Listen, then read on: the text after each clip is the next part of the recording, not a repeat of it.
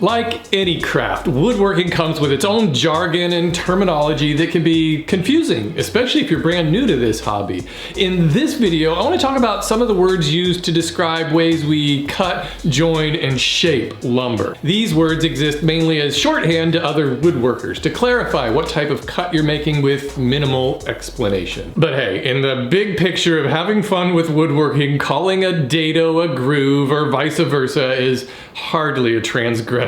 Before we get started, I'd like to remind you that if you are woodworking curious and interested in trying out this hobby, I have an online course called The Weekend Woodworker that'll get you building your first project this weekend. No experience necessary. But before diving into anything, I'd like for you to download my free guide to getting started for under $1,000 at mytoollist.com. Oh, and keep an eye out for my next course, The Weekend Workshop, launching later this fall. It's what I've been working on all summer long.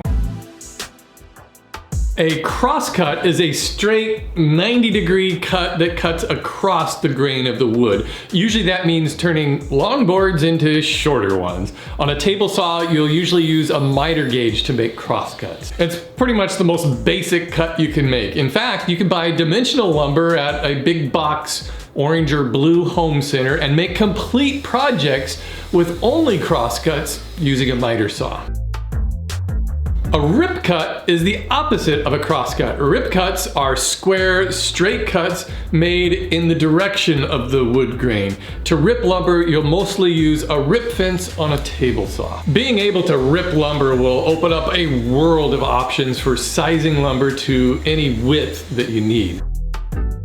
The third dimension you may need to cut wood is parallel to the face. In other words, making it thinner. One of the limitations of lumber sold at home centers is that it's all milled to that same 3/4 inch thickness in the US. And while you can build tons of projects with 3/4 inch boards, sometimes it's just too thick, especially if you're making something small and you want a less bulky appearance. Resawing on a table saw is a more advanced technique and takes special care to keep the wood from tipping as it's run through the blade on its edge. Plus, with a table saw, you're limited to how high you can raise your blade. A safer tool for resawing is a bandsaw, or just shave the wood thinner using a planer.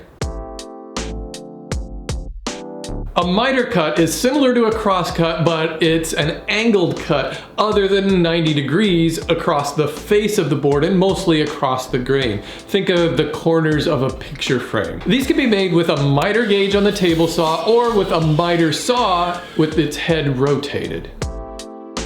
Bevels are similar to miters, but they're angled along the thickness of the wood. They can either be made in the direction of the grain or against the grain. To make bevels on a miter saw, you can either tilt the head of the saw and cut the wood face down, or you can stand the wood up on its edge and rotate the head of the saw. To make a bevel cut on a table saw, you just need to tilt the saw blade.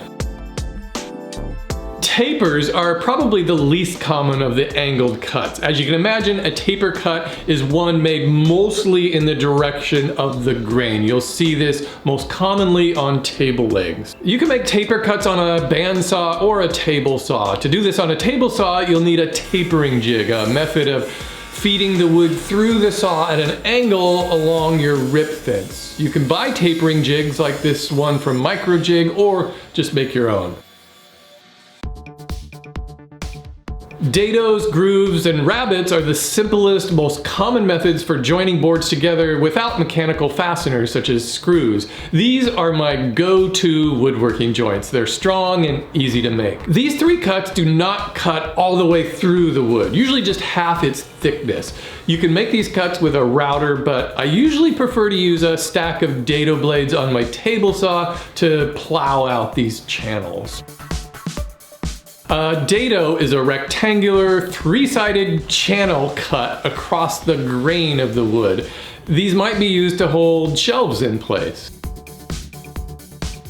A groove is the exact same thing as a dado, but cut along the direction of the grain of the wood.